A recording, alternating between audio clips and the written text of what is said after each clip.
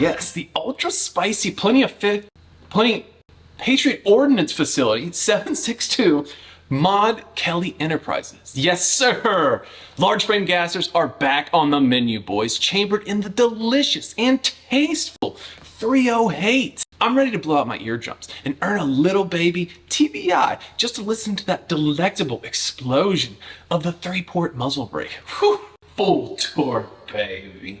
Listen, Cody Curry here, and this is 110 SAS Actual. An interesting little gap here we have today. This is the POF revolution, but not your ordinary off-the-shelf model. This is a factory-built rifle, all 100% by POF, with a delicious little touch of customization made on the contract specifically for Kelly Enterprises. So what does that even mean? Well, we'll get to that, I promise, but first, a quick word from our sponsors. Yeah, it's me.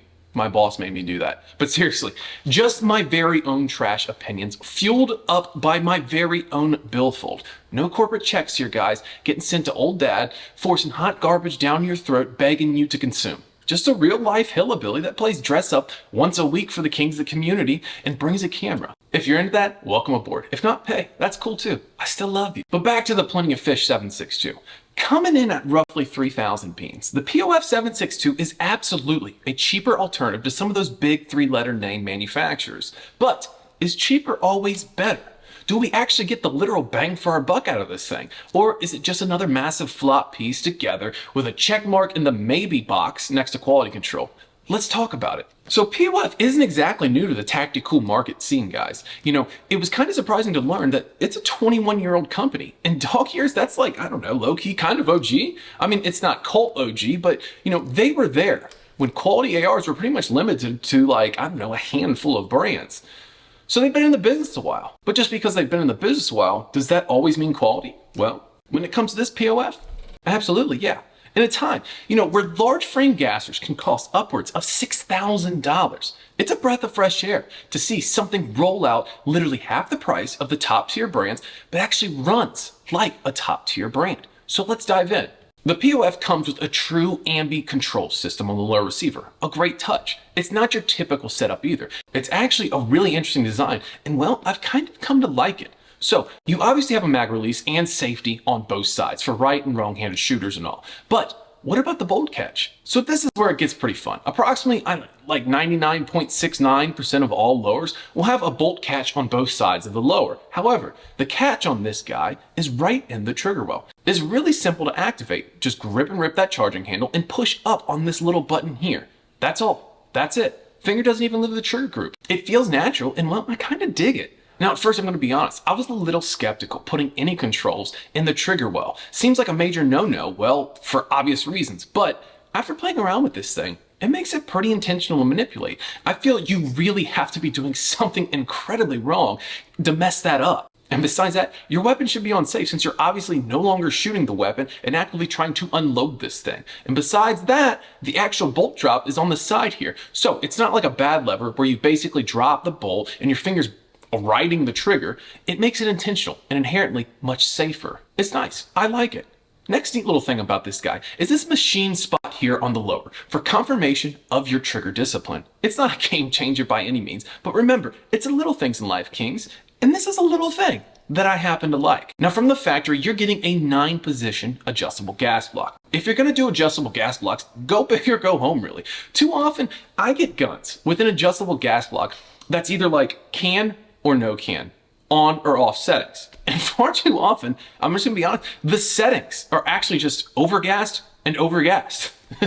Or literally does absolutely nothing to mitigate that freedom seed gas kissing my eyeballs. Like it's there strictly for decor, you know, something like iron sights. I don't know. It just takes up space and it never gets used because it just sucks. So I played around with this 9-position gas block. You can literally turn this thing into like the heaviest straight pull bolt action rifle ever if you crank that gas down. I like that. Not because I want, you know, a straight pull bolt action AR, but because it actually works.